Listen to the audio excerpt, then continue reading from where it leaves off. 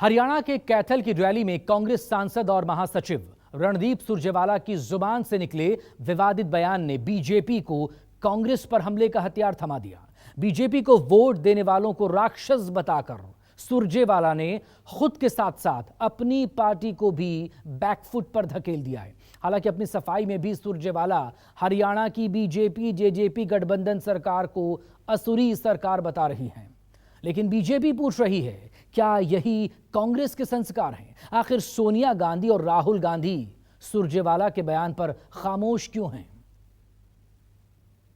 उनके पेपर को, उनके भविष्य को मनोहर लाल खट्टर और दुष्यंत चौटाला मंडी में बोली लगाकर बेच रहे हैं।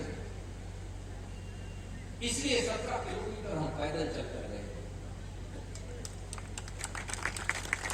उस जालिम का दरवाजा खटखटाने के लिए, झोली फैलाकर उन बच्चों के लिए, हमारी बेटियों और बेटों के लिए न्याय मांगने के लिए नौकरी मत दो, मौका तो दो नौकरी में बैठने का। आपको मौका नहीं चाहिए।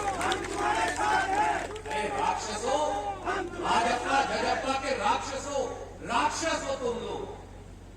भारतीय जनता पार्टी को जो वोट देता है और भारतीय जनता पार्टी का जो समर्थक है वो राक्षस प्रवृत्ति का व्यक्ति है। मैं आज महाभारत की इस धरती से श्राप देता हूं।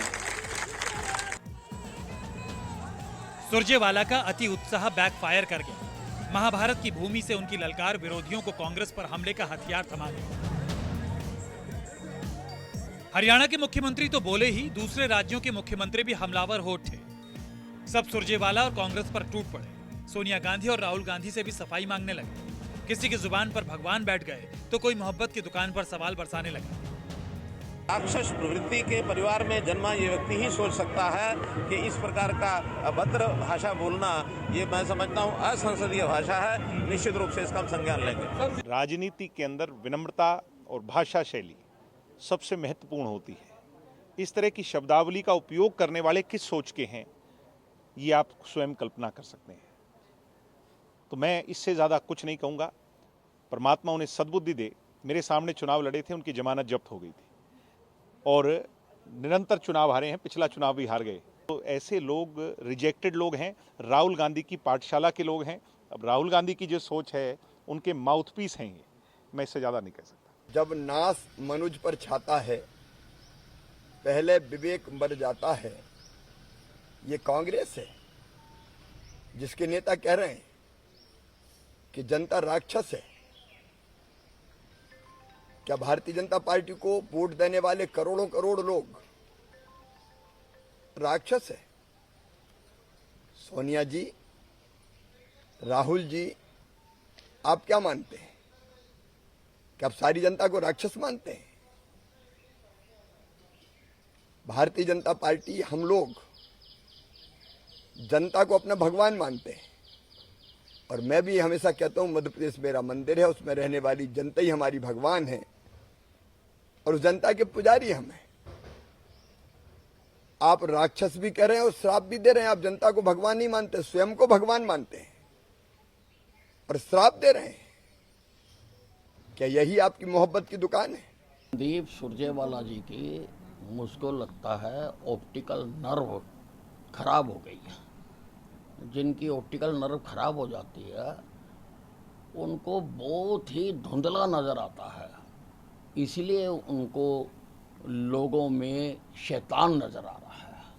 ये लोग तो प्रजातंत्र के भगवान हैं। इनको इस प्रकार से कहना ये अच्छी मानसिकता है और इनको अपनी किसी अच्छे आई सर्जन से आँख ठीक करानी चाहिए। अगर कोई ना हो तो मैं बता सकता हूँ एक दो के नाम जो इनको ठीक कर सकते हैं। कौन क्या कह रहा है उनकी मजबूरी है, ठीक है। तो एक ऐसी पार्टी को बिलोंग करते हैं जिनका भारत के स्वतंत्रता आंदोलन में काफी कंट्रीब्यूशन रहा है, पर उसके बाद they are going from losses into irrelevance. और मुझे लगता है ऐसी बेहुदा बातें करने से उन्होंने ये, इससे जाहिर होता है कि उन्होंने ये निर्णय ले लिया है कि वो विपक्ष में परमानेंट बेसिस में रहेंगे। कांग्रेस पार्टी के सभी नेता सुरजेवाला सहित वो लोग 2024 की हार होनी तय देखकर विचलित हो गए हैं। राक्षस कौन होता है, राक्षसी प्रवृत्ति किसकी होती है, हम सब जानते हैं।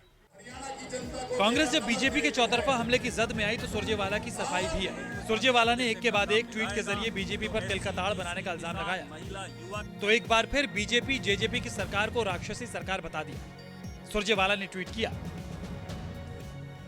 भरा नहीं जो करुणा से, जिसको जन जन से प्यार नहीं, शासक नहीं वो असुर है, जिसे किसान मजदूर अबला युवा से प्यार नहीं। संवाद में भावना और भावुकता शब्दों से कहीं ज्यादा महत्वपूर्ण है, जिसे कोई संवेदनशील व्यक्ति ही समझ सकता है। एक और ट्वीट में सुरजेवाला ने हरियाणा की बीजेपी सरकार की तुलना कौरवों से की, तो लगे हाथ बेरोजगारों के भविष्य को तबाह करने का इल्जाम भी चस्पा कर दिया। सुरजेवाला ने लिखा, जैसे कौरवों ने पांडवों के साथ छल करके उनके अधिकार छीने, ठीक उसी प्रकार से बीजेपी जेजेपी सरकार हरियाणा के 35,900 सीईटी पास युवाओं को 4 साल धक्के खिलवाकर अब एक तरफ तो परीक्षा में बैठने से डिस्क्वालीफाई कर रही है, तो दूसरी ओर 6 अगस्त के पेपर के 100 में से 41 सवाल 7 अगस्त को रिपीट करवाकर तथा उसे सही बताकर युवाओं के भविष्य पर बुलडोजर चला रही है। यही नहीं, 43 पर्चे लीक हो गए, भर्तियों में हेराफेरी हुई, लोक सेवा आयोग में अटैची कांड हुआ, करोड़ों रुपए पकड़े गए। हमारे युवाओं के भविष्य पर ऐसा ग्रहण लगाने वाले क्या हैं, असुर या फिर देवता? बीजेपी के हमलों से गुस्साए सुरजेवाला ने आगे लिखा, भाजपा के 8.25 साल के कुशासन में देश का सबसे शांत प्रदेश हरियाणा 3 बार हिंसा का तांडव देख चुका है। आजादी के बाद पहली बार बीजेपी सरकार में 2 बार जातीय दंगे हुए, दर्जनों निर्दोष लोग पुलिस की गोलियों से मारे गए, और फिर पंचकुला में जो गोलीबारी हुई और लोग मारे गए, वो गोलीकांड आज भी रोंगटे खड़े कर देता है। क्या ये सब कुकृत्य देवीय स्वरूप है?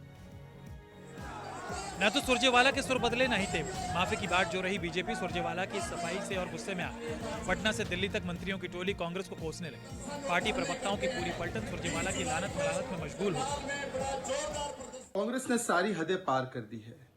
कांग्रेस पार्टी के नेता रणदीप सुरजेवाला, जो अफजल गुरु को तो अफजल गुरु जी कहते हैं और उनके पार्टी के नेता ओसामा जी और हाफिज सईद साहब कहते हैं, वो आज भारत की जनता को ही गाली देने लग गए हैं, वोटरों को ही गाली देने लग गए हैं कि जो जनता वोट करती है वो राक्षस प्रवृत्ति वाली होती है। भारतीय जनता पार्टी को समर्थन देने वाली जनता, जिसे हम सभी लोग जनता जनार्दन मानते हैं, ऐसे लगभग 23 करोड़ लोगों को कांग्रेस पार्टी राक्षस प्रवृत्ति का बताती है। और यही नहीं, रणदीप सुरजेवाला कहते हैं कि मैं इन लोगों को श्राप देता हूं, मतलब भारत माता की हत्या की कामना भी करते हैं और भारत की जनता को श्राप भी देने का काम ये कर रहे हैं। देखिए, भारतीय जनता पार्टी की जिस तरह की पॉलिसी है और जिस तरह का उनका व्यवहार है, वो एक सामान्य राजनीतिक दौर उसे हटके है, हर तरीके से हटके है।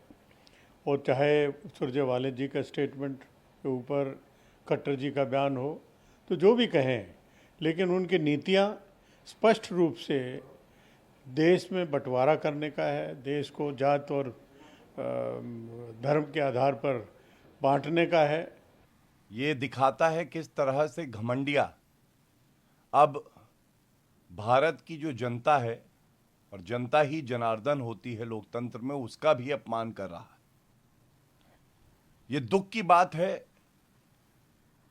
कि रणदीप सुरजेवाला जी ने कहा है, जो भारत के नागरिक भारतीय जनता पार्टी के लिए वोट करते हैं या समर्थन करते हैं, वो राक्षस प्रवृत्ति के, उनको राक्षस बुला देना स्वयं ये दिखाता है कि आज राक्षस प्रवृत्ति की सोच भारत में घमंडिया में ही है। बेशक सुरजेवाला के बयान के साथ कांग्रेस का कोई बड़ा नेता खड़ा नहीं हुआ, लेकिन खुद सुरजेवाला ने नुह हिंसा से और पहलवान बेटियों के इंसाफ की लड़ाई का जिक्र कर खट्टर सरकार को आईना दिखाया। तो लगे हाथ ये भी साफ कर डाला कि वो सत्ता से कतई नहीं डरेंगे, सरकार से तीखे सवाल पूछते रहेंगे, लेकिन उन्होंने ये नहीं बताया कि आखिर वो वोट देने वाली जनता को किस अधिकार से श्राप दे देंगे। कुमार गौरव के साथ रमन कुमार, दिल्ली, न्यूज़ 24।